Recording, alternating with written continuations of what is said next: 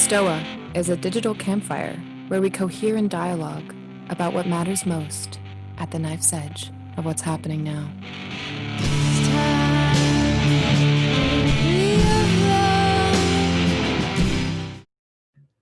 Cool. All right. Welcome, everyone, to the Stoa. I'm Peter Limberg, the steward of the Stoa. And the Stoa is a place for us to cohere and dialogue about what matters most at the knife's edge of this very moment. And we're talking about the Traumacene today. Eric Garza is here with us, part-time faculty of the University of Vermont, podcaster and writer. And he wrote this article called Awakening to the Traumacene, which I failed to link properly in the event description. But it was a good article. You can take it from me. And I really think this term, meme, Traumacene, is quite helpful and useful. So that's why I invited Eric on, because it's related to a lot of the things that we've been discussing here at the Stoa.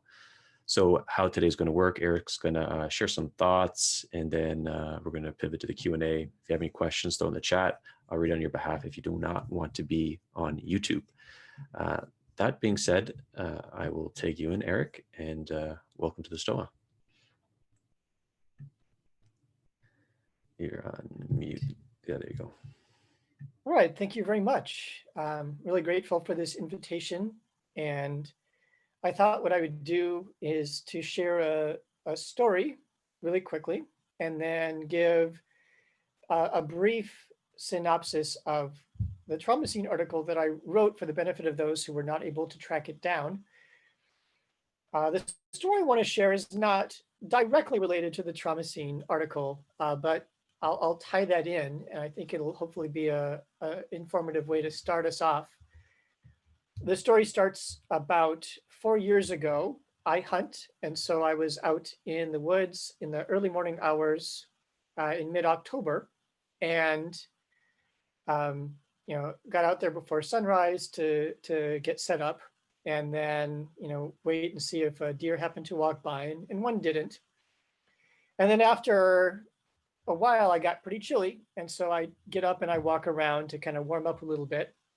And while I was walking around, I saw some fungi growing from the ground. It was growing from a small piece of rotting wood and the mossy area right around the ground. And I'm not an expert in mushrooms by any stretch of the imagination, but I recognize by sight most of the species of mushrooms that grow in my area simply because I see them over and over and over again. But this particular mushroom I did not recognize. I'd never seen it before. So I walked over for a closer look. And the mushrooms were very, very thin. They were basically like really small stalks, probably about the thickness of maybe a quarter the size of a pencil. They were white. They had a little bit of blackness at their base where they emerged from the wood or from the mossy ground. And they had tiny little nubbins at the tops of the stalks where it looked like there was a cap at one point, but maybe the cap had broken off or been browsed. And I didn't see any caps on the ground near where these stalks were. And so, still a mystery, not clear to me what this mushroom was.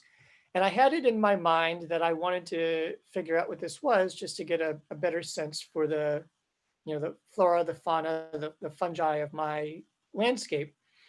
And so I decided I was going to pick a few of these stalks and stash them into my pocket and get on the internet when I got home and figure out what these were.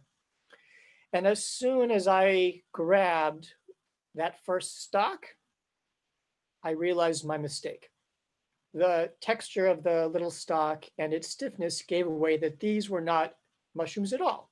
They were actually porcupine quills that were embedded in the ground, embedded in this piece of wood and embedded in the mossy ground around it, which led to another question. What were these porcupine quills doing in this ground? Why were they here like this? And I stepped back and noticed that I was in a beech grove, and porcupines will often climb beech trees, especially in fall, to browse on the cambium, the living tissue beneath the bark of trees, and the young buds to fatten themselves up for winter. And there was a branch that happened to extend right over this little area where I was seeing these, what I originally thought were mushrooms growing from the ground. And so what probably happened, and I don't know exactly the details because I wasn't around when this did happen, but for whatever reason, a porcupine was walking along this branch and fell out of the tree. And porcupines are not the most graceful animals in general, so this is not surprising. It landed on its side or on its back, embedded a bunch of its quills on the ground, and then probably shook the fall off and wandered on because I didn't see evidence of the porcupine's demise. And I wanted to tell this story just to illustrate that the our initial impressions of what is going on can sometimes hold us captive if we are willing to let those go when new evidence is presented to us. And that's relevant, I think, to the Traumacene article because certainly, as someone who teaches at a university in the realm of environmental studies, environmental science, I am beset as I read that literature of people and their ideas about how things came to be the way they are, why the world is the way that it is. And many of those ideas have something, I would say, of a misanthropic bent to them. There's some flaw in human nature, and that causes us to behave the way that we are behaving. And as a result of that, we're destroying the world. We're creating climate change, pollution, and all those things. And so I'm wondering if that assumption about human nature is wrong. And that inspired me to do the digging and the research that inevitably led me to write the Traumacene article.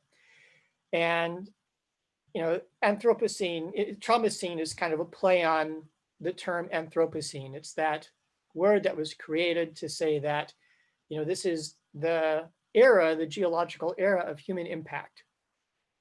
And certainly that is true, but the word Anthropocene erases the fact that it is not all humans that are causing this impact. It is a particular group of human beings, and their highly consumptive lifestyles and very short-term decision-making that is creating that global impact. And I think that it is not so much human nature that is causing this group of people to do this, because plenty of other groups of people have not done this throughout history, and some of them are not doing this now. But it is, I guess to use the shorthand phrase, which I'm actually not as enamored of now as I was in the past, but trauma, built up trauma in the bodies of particular groups of people that are causing them to exhibit the kinds of symptoms that lead to hyperconsumptive behaviors and very short-term decision-making. And so I coined the term Traumacene in an attempt to replace the Anthropocene and focus people's attention more on the root cause of this instead of just its symptoms. And I think maybe that's a good enough introduction because the Q&A is certainly a lot more fun for me, and I'm assuming more fun for other people. Yeah. Thank you for that introduction, Eric. If you have any questions, start throwing in the chats right now. I was wondering if you can talk a little bit more about the intergenerational trauma and this term cultural body that you used in the article. Sure. I would say that those are related, but maybe different things. So I'm going to I shouldn't even use the attack. I've been training in martial arts for a very long time. And so I am I shouldn't say I'm a recovering martial artist, but I grew up using a lot of warlike metaphors, and I'm trying to get that out of my system, but they still sneak in sometimes. So I'm going to approach the question about, so it was cultural bodies, and what was the other thing you had asked about? And intergenerational trauma. I'll do the intergenerational trauma thing first. So the idea behind that is that when the human nervous system is overwhelmed, that is one stress among many different types of stress that can actually lead to changes in gene expression. And the way this happens physiologically is that our body will affix methyl groups to parts of our DNA, to particular genes, or remove methyl groups from particular genes in such a way that those genes are either turned on or they're turned off. And although I think it's commonly recognized that most of those additions or removals of methyl groups are reversible, if they are not reversed, if they happen on germ cells, sperm or eggs, and they are not reversed before a person, before those germ cells result in the conception of an embryo, it's possible for those changes in gene expression to be passed on. And so what this means is that when a person experiences stress and their gene expression is changed as a result of that, whatever results come from those changes in gene expression can actually be passed on to children. And those children will exhibit whatever those changes in gene expressions would result in, even if they did not themselves experience that initial stress. And this is relevant because sometimes those changes in gene expression cause behavioral changes or changes in the susceptibility to different diseases or health outcomes.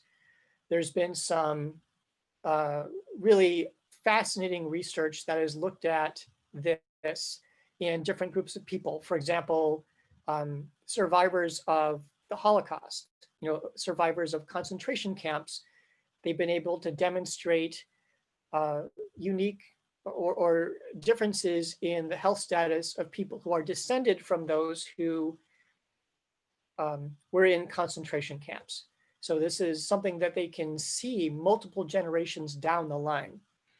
And there's another study that looked at, and I'm pretty sure that I linked to these in the article, another study that looked at the descendants of men who were prisoners of war in the US Civil War. So this is looking multiple generations down the line. They were able to discern changes in susceptibility to various illnesses in those descendants multiple generations down the line. And in animal studies, they've been able to document this, the changes, the genetic changes or the changes in gene expression being passed down for well over a dozen generations. I think there was a study that looked at some kind of nematode that demonstrated that as a result of stress in this one generation, you can still see the changes in gene expression like 16 generations later. So that's what I mean by intergenerational or ancestral trauma, is that if we think of this overwhelmed nervous system and the stress that causes it as trauma, we can see the results of that being embedded in the human physiology by these changes in gene expression. And we can see that being passed down for several generations until something happens that changes that reverses, the addition of the methyl groups or the removal of them. So that is the piece you asked about of the intergenerational trauma. The cultural body idea is, I would say, much more new, and it's not backed up as well by studies. It's more something that has emerged from certain parts of the literature on somatics. And basically, the idea of the cultural body is that we are all individuals, and we have our individual behaviors that emerge from all sorts of things. But within a culture, which is a group of individuals, the expression of that culture is the result of kind of the agglomeration or maybe the gross average of the behaviors of all the individuals that are part of that culture. So that is the idea of this cultural body. Like each of us as individuals, our behavior emerges not entirely, but at least in part from some of our gene expression. And then that factors up to this aggregate idea of the cultural body in just the agglomeration of people's behavior. Hopefully that's a good enough explanation. I don't pretend to be an expert on cultural somatics, which is the kind of body of research that looks at the cultural body. I referenced that because I thought it was an important piece of the puzzle, even if it's not something that I'm really an expert in. And also in the article, you had a couple of cool lines about like, like excrement trauma happens and we have to have systems in place to process it. And some cultures did. Um, and I'm curious, any kind of practices or ecology of practices you think are really good to adopt in order to deal with trauma? Yeah, well, first and foremost, I will say that I'm not a trauma therapist, and I've never gone to a trauma therapist to, learn this stuff. And so I will offer some things that I have used and that I've heard people talking about. But please do not think that I'm an expert in that field and that like you can start a therapy practice based on what I say, because that's, you know, maybe not such a good idea. But I have a very, very long background in meditation practices. I started training in a Zen tradition probably in the late 1990s. Not probably, I did start training in a Zen tradition back in the late 1990s. And certainly not all aspects of meditation are good as ways of healing trauma, but there are some practices within the broader body of meditation that are deeply embodying. Well, of course, there are others that are that encourage dissociation. But among those that are deeply embodying, that connect us to our body's felt senses and allow us to look deeply at our emotional states, I have found those as being really great ways of not just reducing stress in the moment, but also kind of releasing pent up stress. And I think ultimately that's what healing trauma is about, is we have these reservoirs, not literally, but metaphorically, we have these reservoirs of pent up stress that is in our bodies, that is the result of this inherited, some of it is inherited changes in gene expression, but also things that have happened to us in our lives. And if we can release those, then it creates the opportunity to reverse those changes in gene expression. A common example of this, and there are actually therapies that revolve around this, but when you think of prey animals, in the wild, quote unquote wild, air quotes here for those who don't see me, it's very stressful, for example, to get chased by a lion. Easy for us to imagine that, I would imagine. And that would create trauma were it not for the fact that animals have ways of releasing that stress, assuming they escape from the lion and survive. And one of the ways that many prey animals have is shaking. There's this whole body vigorous response that, for some reason, I don't know why, seems to release or help the animal metabolize that burst of hormones and neurotransmitters that comes with being pushed into their fight flight response and having to flee from this life-threatening thing. And so that shaking response, that vigorous shaking response, is their way of metabolizing all of that stress. Metabolizing is a phraseology that I first encountered in the writings of Resmaa Menakem, and I think it's very apt because you're metabolizing all these excess hormones and neurotransmitters. But it seems to be what a lot of animals do, especially prey animals, as a way of releasing that stress so that they can go back to their regular life without taking on damage.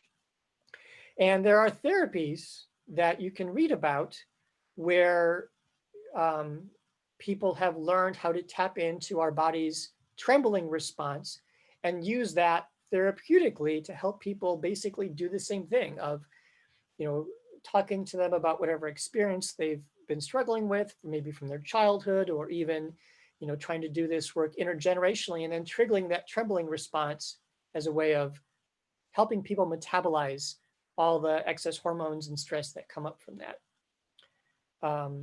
I've had that happen in me spontaneously, but I've never deliberately created it. And then the other thing, I guess, that I'll toss out there is grieving. And I mentioned this in the Traumacene article. And people use that word in a lot of different ways.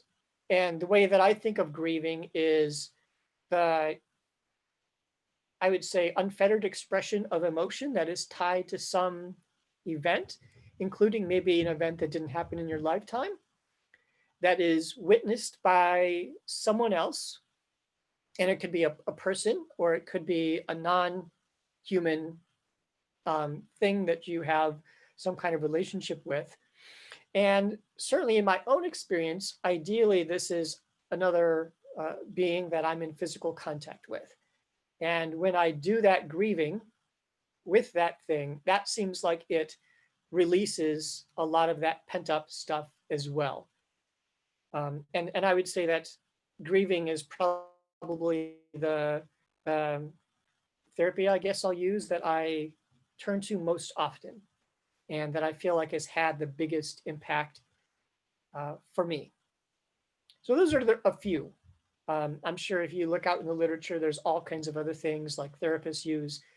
I think it's called EMDR, and I don't know what that acronym stands for, but it is something to do with people looking back and forth with their eyes, something about eye movement. I think of it kind of like as a hack, like a biohack. And I've had friends who've gone to therapists who've done that and said that it was very powerful for them. I don't understand what the mechanism is. And there's others. All right. Yeah, we're investigating a lot of this stuff here at the Stoa, and we're going to do more investigations on these kind of therapeutic modalities. So, in order to port them in our wisdom gym here. Yep. Okay, so Fiona, you had a question. Yes, I hope you can hear me. Okay. Yeah, so I'm wondering, what do you think? I just think it's really interesting, epigenetics generally, and then you seem to be speaking to them a little bit with your comments on just inherited sort of genetic makeup based on various traumas that might have been experienced by our ancestors. So I'm just wondering, do you think that there could be some connection between that kind of effect on genes in a more physical sense, and maybe these sort of symbolic recognitions that people share across time?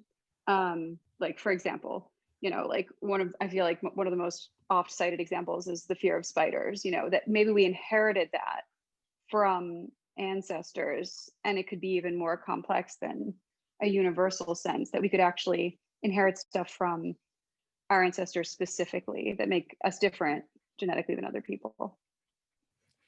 Yeah, I can't speak to the spider thing directly, but I think the question you ask more generally, my answer to it would be yes. And it's really fascinating that you bring this up. And he doesn't use this terminology in his book, My Grandmother's Hands, written by Resmaa Menakem.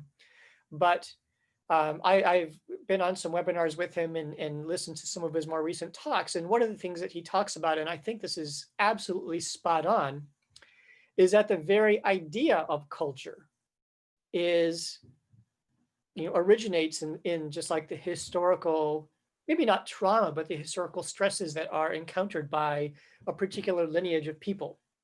And so we have this term, and I recognize y'all are, or at least some of you are in Canada, but in the United States, we use a term people of color to refer to people who are not, white, of purely European descent.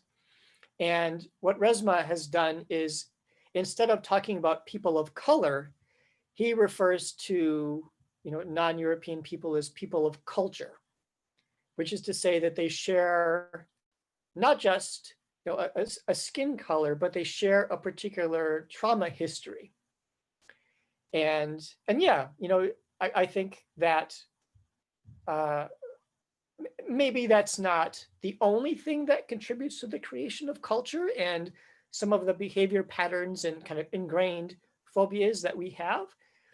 But it wouldn't surprise me at all if we were to figure out at some point in the future that, yeah, there's an inherited, epigenetically, there's an inherited basis for people's fear of spiders, for example, or snakes, or, all kinds of things.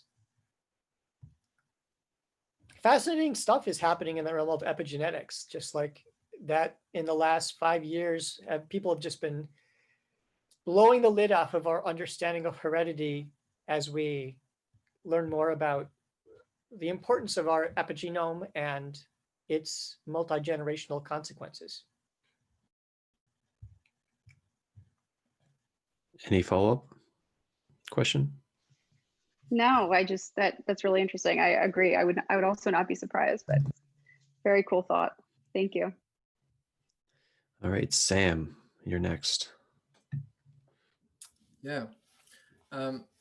First, I would say I didn't read your article, but I've been, it's a powerful meme. When I saw on the board of the Stoa the name Traumacene, it resonated with me, and I will tell you how I saw it. You were talking about trauma in a physical person first, and then the possibility of a cultural body trauma. When I saw this meme, I saw like the earth body trauma, right? Like the Gaia trauma. And the Anthropocene is the event, is the traumatic event, right? Like this disentanglement of the human superorganism aided by fossil fuel and the demographic process and technological process that really made the geological impact on the earth. And the trauma scene for me is like this waking up after the trauma, like when you are in the middle of fire in the war, like you are in the event, right? And I feel like we are in the aftermath, even if we are still over on fossil fuel progress and so on, but there is this like the this other part of the grief, right? Like the event is past us, and we have to make the work of trauma release and trauma um, healing. And I wanted to see with you, what's your sense of like healing of the Gaia body, regeneration, healing of the land? Like, how do you see us, as living beings and going through the trauma scene? Like, what's the work you see on the ecological level? Yeah, well, I think the issue that you're bringing up is a potent one, and I'll address your question, but I also want to say that, and this is something that is related to trauma very much, that when someone becomes traumatized, that they're showing some of these symptoms of having trauma, it predisposes them to ending up with more trauma because it hurts their ability to connect with other people and build the kind of relationships that would help them heal. And so here we are in this, ecologically traumatized world as a result of the trauma that our cultural body has. And I had a great conversation with a bunch of students this morning via Zoom in my normal Thursday class. And a lot of them are struggling to understand what the future of their lives can even look like. And so here we have a situation. Of course, these are college students. Most of them, all of them, I think, are American. So these are very affluent, relatively affluent people. And yet, even in their affluence, they recognize that they are not going to be able to escape the consequences of this, very biological and ecological damage. And so we can see that ecological damage predisposes our cultural body to taking on yet more trauma. And so there's a feedback loop at work. And I talk about feedback loops in the original article. But to the question of like, how do we heal this? I am aware that there are people out there, Thomas Hubel, and forgive me if I've mispronounced his name, who are very, very interested in the idea of healing collective trauma directly. And my worry about that is that I think the healing of trauma is not just a culturally unique thing, but maybe even an individual thing. And so it's like this question, do you start from the top down? So scale-wise from the global culture and then down to individual cultures and eventually down to the individual? Or do you have to start from the bottom up? work on individuals and then allow the healing of individuals to contribute to the healing of these smaller cultural bodies that eventually contributes to the healing of the global cultural body. And just because of the different life experiences that so many groups of people around the world have, I think that probably the most effectual way to approach this is working at the level of individual people first and meeting them where they are and figuring out like, okay, what must we do to help this individual person heal? And then eventually you reach a critical mass of people and you can start looking at the idea of healing that cultural body. And even as I respond to your question in that way, I will acknowledge I'm not an expert on this topic. And so you shouldn't let my skepticism in the idea of healing collective trauma at these grand scales dissuade you from trying to do that. Because maybe someone will figure something out that works, and that would be so much faster. Does that address your question well enough? I would say that I would answer my question quickly and say that it was not like this false dichotomy between like what we should do globally against what I do personally, but more like I think the answer, the image I have is a war image. I'm also a martial artist or a recovering martial artist, so there is this war memes all around. So it's more about like we're all traumatized. It's a battlefield. And the best way to heal my trauma is to be of service to all the others that are traumatized, right? Like it's the best way like to digest your grief, I would say, is to acknowledge the one around you and taking it in and being a vessel for grief. So yeah, that's what I feel. Yeah, and that could well be true. But I also want to say that there's a solid literature, and certainly you'll hear this if you engage with a lot of people who are actually trauma therapists, like certified licensed trauma therapists, is that it is very possible to invite someone to revisit some of their traumatizing experiences, or even be around people who are reliving their traumatizing experiences, and having that, instead of being a healing experience, if it's not approached skillfully, it can actually reinforce the trauma. It can strengthen it and cause it to be embedded in their body, in their physiology, even more deeply than it had been before. So if like what you are saying is done very skillfully, then sure. But I think it's useful for us to realize that when it is done unskillfully, with people who maybe are not well enough resourced, it will not necessarily heal trauma, and in fact, it can create bigger problems than what had been there before. All right, Steve, you had a question. Okay. Hi, Eric. Do you see a relationship between trauma and the sense of separation that seems to be driving much of the destruction? I do. I see a very direct link between those things. When you look at the literature around symptoms of trauma, so like people have trauma, this stress overwhelm that becomes embedded in their physiology. There are symptoms that are very common when that happens, and one of those symptoms is that people go into their freeze response.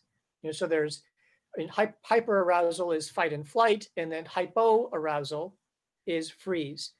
And one of the ways that freeze response can show up in people is dissociation. Mm-hmm. And so when you talk about things like apathy, when you talk about this broad idea that we lump into this word disconnection, that's a classic freeze response. One of many, but it's a classic freeze response.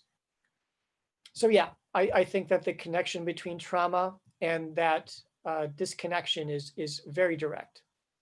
And you have plenty of people out there who write about, the story of separation, for example, is a phrase that Charles Eisenstein originated, as far as I know. And yeah, like ultimately, even if he didn't realize this at the time when he coined that phrase, that's ultimately where that comes from, is, that story of separation, that feeling of separation emerges from this dissociation response. And when we see that playing out on a cultural level at that scale, that's the reflection in the cultural body of the freeze response in a lot of individual bodies.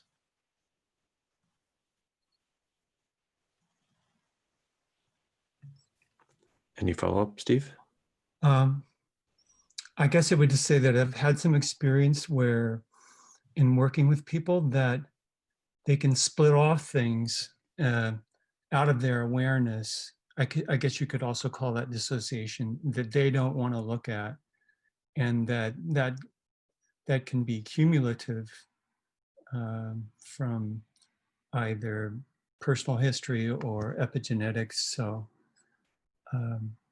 I'm just really, I'm appreciating this topic and the way it relates to what's been called the meta crisis. So thank you. Yeah. Yeah, I mean, I think the connection that you are drawing is an accurate one. And I'm white presenting, but I'm actually mixed race. I would say mostly European, but also partly Native American, my ancestry. And I think that these stereotypes that people create about white people and probably a lot of other cultural groups too are probably products of how certain types of dissociative behaviors show up in those people as a result of past trauma. So like in the United States, we have a lot of people talking about all lives matter and kind of like trying to downplay Black Lives Matter and things like that. And I think that's one way that dissociation kind of shows itself. Certainly not the only way, but it's one of them.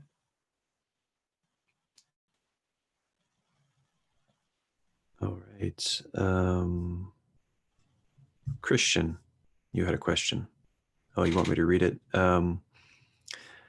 How do you encourage your students to make change, but also be aware of the complexity of the issues at hand?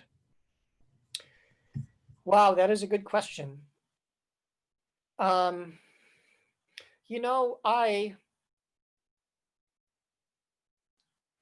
I have, as a college instructor, I have stopped telling my students to make change. I've stopped kind of telling them what to do on that front because for a lot of reasons. One of them is that a lot of the students that I have, many of them are environmental studies or environmental science or some related field, and they are already very overwhelmed with a lot of things. And so having this authority figure in their lives, and whether I like it or not, I become an authority figure because I'm the one who gives them the grade. Having another authority figure in their lives telling them to do stuff that they don't feel resourced enough to actually do, it's debilitating. And I know it's debilitating because many of them, because I don't tell them what to do, a lot of them confide in me some of the problems they're having with other instructors. And I can't see everybody because everybody doesn't have their video screens on, but many of the folks who are on this call right now look like you're older, older than college age anyway. But there's an epidemic of mental health problems in colleges and universities among young people. And I think it's partly because of this, not solely, of course, but partly because of this very thing, overwhelmed, under-resourced, and everybody's expecting them to save the world. So I've stopped telling them to do that. And then the other question is, if I were to tell them to do that, what would I specifically tell them to do? And I would probably say, and I say this very explicitly in the Traumacene article, I think the highest form of activism right now is for people to, are we allowed to swear on this? Yeah, I think so. Okay. I mean, I think the highest form of activism in the world right now is for people to deal with their shit. And like really do the inside work that heals our individual trauma, because what that does is it builds capacity. It builds capacity for empathy. It builds capacity to support other people. And if enough people do this, it reflects in our cultural body. And so it sounds very selfish. And so I know that there's resistance to it. But at the same time, the young people, the college age people that I deal with are just so, they're struggling. Like it's not uncommon for me to have 3 or 4 students out of a class of 20 who are, you know, it's not uncommon for more than half of my students to be on some kind of mental health medications, you know, managing their mental health problems with some kind of medications, and 3 or 4 of them to brush up against suicidal ideation during the course of the semester. That's normal now, at least among the kind of students that I have. And so they're not good for anybody if they kill themselves. And so a big part of how I carry myself as an instructor nowadays is trying to educate young people without them killing themselves. And that sounds so stark, and it sounds painful for me to even say that, but that's the reality that I'm faced with. And I certainly can't speak for other people who educate in this arena, but that's the reality that I'm faced with.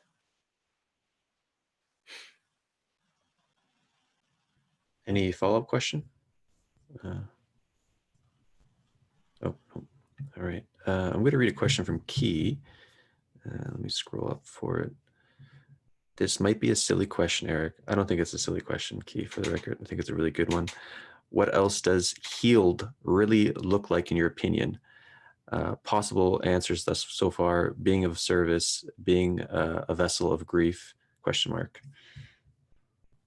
That is a great question. It is absolutely not silly. And you know, it's so great that it's actually hard for me to answer. It's like that perfect question that stumps the guy that is, you know, in the expert seat. You know, I don't remember if I wrote this in the Traumacene article or if this is something that I've talked about in other contexts, but we have this idea of what human nature is, but it's not clear to me that we're in a good position, you know, as traumatized as our cultural body and bodies are, it's not clear to me that we're in a good position to really understand what human nature actually is. We can perceive this warped version of it that is colored by decades of trauma, but it's not clear to me we can see what an untraumatized cultural body would look like, or what an untraumatized individual body would look like. You know, maybe if, so one of my areas of interest that I've been reading a lot about lately is, and lately is in like the last 10 years, are ethnographic studies of hunter-gatherer populations that were done, you know, 1960s or before, you know, prior to really heavy influence by oftentimes colonizing powers. You know, so I just read a book on Johansi people, euphemistically called by the Dutch, you know, Bushmen in what is kind of South Central Africa. And wondering if the way that people describe those people, you know, carefree, rape is almost non-existent in their societies. People have a natural aversion to hierarchy, oftentimes imposed, self-imposed. They share food by default, all kinds of things like that. I wonder if that's human nature. And the reason that so many people diverge from that is because of long histories of trauma, you know, maybe going back thousands of years or even tens of thousands of years. And so maybe if we want to think about what a healed person looks like, we need to look to those models as like a benchmark, or look to those examples as a better phraseology. as a benchmark, but also not become so fixated on that example that we paralyze ourselves. It's like, I'll never get to a place like that. And so I'm just going to drink myself silly every night to dull the pain. Or, I'm going to go on shopping binges to dull the pain or something like that.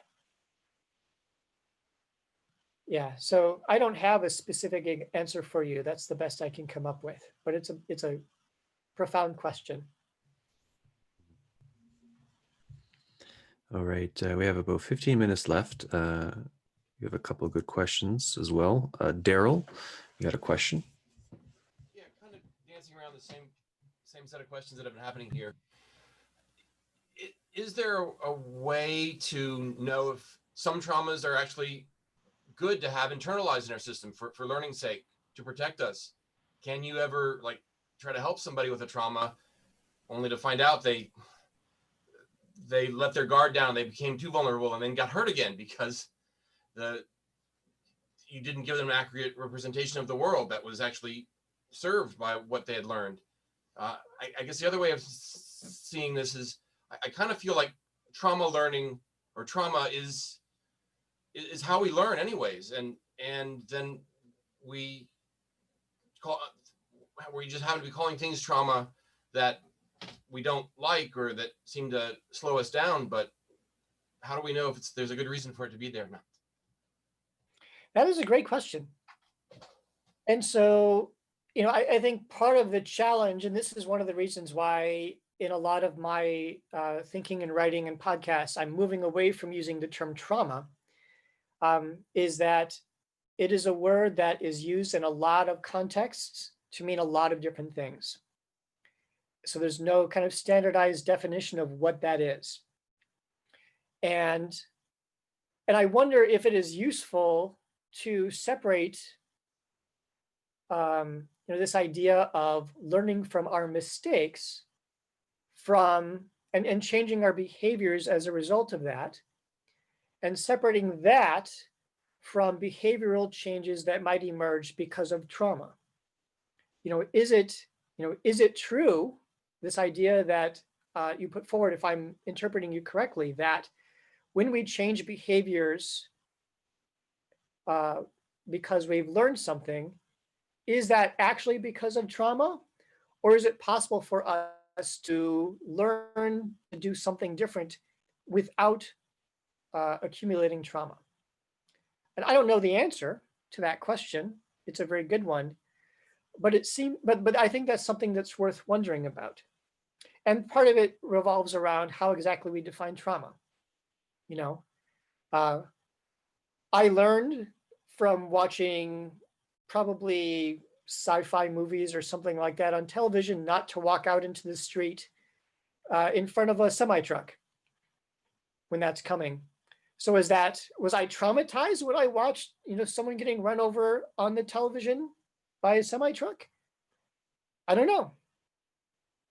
It certainly impacted me, and it impacts my decisions that I make. But is it trauma? I don't know. And I certainly wouldn't want someone to do something to me that reverses that decision-making process. Because obviously that behavior change is useful.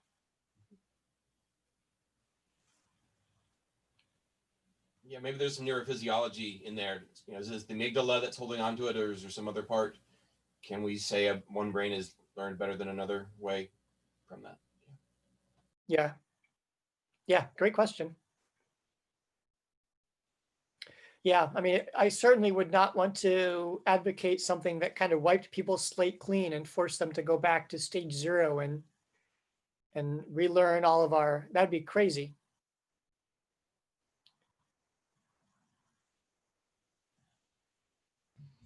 All right. We might end with this question. Alex, you had a question. Thanks, Peter. This is really a great conversation. Thank you.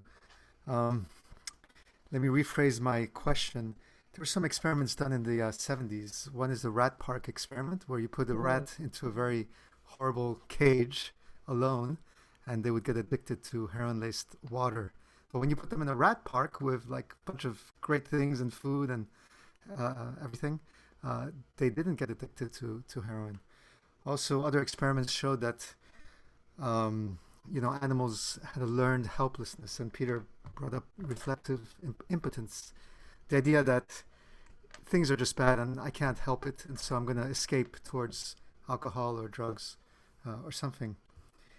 And the indigenous tribes, when the colonials came, the indigenous tribes said, there's something wrong with these people. They have the spirit of Wetiko because they're needlessly cruel, sadistic, and they don't respect the land.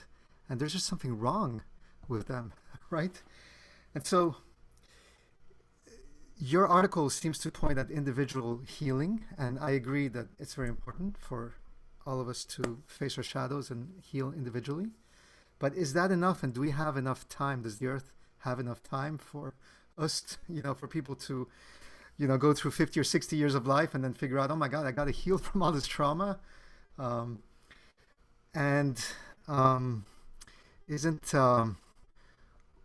Isn't game B kind of like the collective awakening to, my God, we're living in a really bad rat cage full of cluster B narcissists that have the spirit of Wetiko? Let's collectively create this game B, which, kind of escapes us from the situation. So, I don't know if it's a question or just asking for your thoughts. So on my feed, bits and pieces of your question comment were kind of muted out. I don't think it's any fault of yours, but I'll try to respond to that as best I can. And I guess what I would say is that certainly if there's a way to heal this stuff collectively, and I kind of alluded to this before, obviously that's the faster way to do this. And in response to your question, do we have time for each of us to, get to the age of 50 or 60 and then wake up and realize, oh, time to get to work? That's another great question that I just don't have the answer for. It brought to mind, you brought up Wetiko, and I actually alluded to that idea in the early part of my article. I originally read about that through the book Columbus and Other Cannibals, which is written by Jack Forbes. And in that same paragraph, I actually referenced Sherry Mitchell's book, Sacred Instructions. And there's a story that she shares in there, and she shared it on a podcast that she and I recorded. She and I met at one of our trauma workshops, ancestral trauma workshops, a couple of years ago. But she shares the story of the Cannibal Giant. Guok is how it is typically pronounced. It's a Wabanaki legend, so not the same group of people from which the Wetiko idea comes from. That's a different tribal group. But I'll give a short version of the Cannibal Giant story. Basically, the idea is that there's this cannibal giant that is sleeping in the forest. This is a Wabanaki legend. And when people start consuming resources faster than they replenish, and when they damage the Earth Mother faster than she can heal, the Earth Mother will issue forth a call that the cannibal giant responds to when it wakes up. And when it wakes up, it begins singing a particular song and it begins dancing. And the song and the dance will captivate people such that they start consuming resources faster. And so the cannibal giant dances and sings faster and faster. People consume resources faster and faster until they consume themselves off the planet. They consume themselves to oblivion. That's human extinction. And then once that happens, the cannibal giant goes back to sleep and the earth regenerates. And the story that is handed down through the Wabanaki people is that the human race has gone through that kind of like boom and then bust cycle 4 times. it reached this apex, and then people consumed themselves off the planet to human extinction, and then the human race was reseeded. And this has happened 4 times. And so, in that legend, the key to breaking that cycle is for people to wake up. But how do you do that? That is the $1 million, the $1 billion, the quadrillion dollar question. How do you do that? And if only I had an answer. But yeah, I don't have an answer. But I think how we frame this, and this goes back to kind of like the stories that we tell ourselves, how we frame all of this really matters. If we tell ourselves that we're just locked into this cycle and that human beings are flawed, that leads us down a particular path in terms of how we deal with it. We just ride the roller coaster to oblivion. And certainly there are plenty of people in the world that seem like they're attached to that story. But I think we have the opportunity to tell ourselves a different story that might take us on a different path. And it's a path that, from my perspective, involves individual healing. And maybe there are ways to heal collectively. And if that is true, it's even better. But at least offers us an opportunity to try something different. Even if it seems like the odds against that working are overwhelming. And certainly from my vantage point, it does seem overwhelming. And it seems that way to my students too that I teach. I had one of my students who happened to be an engineering major said that flat out earlier today. It's like, I'm an engineering student studying environmental engineering. My teachers are giving me all these great skills. Like, what am I supposed to do with this in a hothouse Earth scenario? That's on her mind. It's on a lot of people's minds. Yeah. Eric, thank you so much. I was not familiar with the cannibal story. I'm going to look that up. I think these archetypal stories myths are very important, and it reminds me of the cycle of the Yugas. And now we're on this cycle, we're upward, going from Kali to Dwapara. And when we look at technologies like Zoom and everything, these are like godlike technologies, that even 50 or 100 years ago, we never would have imagined that this is even possible. So in a sense, we have these godlike abilities that are described in the Yugas, right? And it's very cyclical, and there is a downfall after a while. Thank you so much. Yeah, for those who are interested, Sherry Mitchell's book is called Sacred Instructions. I'd have to reach over to my bookshelf to read the subtitle, but Sacred Instructions, Sherry Mitchell, SherryMitchell. You should be able to find it. It's a great book. I'm a voluntary simplicity person, so I own 2 books. And Sherry Mitchell's Sacred Instructions is one, and the other is Risma Menacem's My Grandmother's Hands. We're at the top of the hour. Any closing thoughts for us, Eric? Anything that came alive for you throughout the session? I feel like the whole session was alive. This is a topic that I'm obviously very passionate about and that I think is very important. And I am grateful that you created space for this. You, a big you, as in like all the people here, plus Stoa, plus all the other people I'm sure that support this in various ways behind the scenes. And grateful that this is getting at least some interest in terms of my Traumacene article, but this issue more broadly, and that there's a lot more people talking about the realities and the consequences of trauma, because I think that as that becomes more broadly understood, that is creating opportunities for us, even if they seem like they're too little and too late. And so anything that I can do to support that, I'm always very happy to do. Great. And yeah, the theme of trauma is definitely a tractor here at the Stoa. And I thought your article was great. And the framing of the Traumacene, I think, is really helpful too. So thank you for writing it. Thank you for coming today to the Stoa. And I'd love to have you back. So just to close out for a few announcements of events coming tomorrow, we have kind of a Halloween special tomorrow.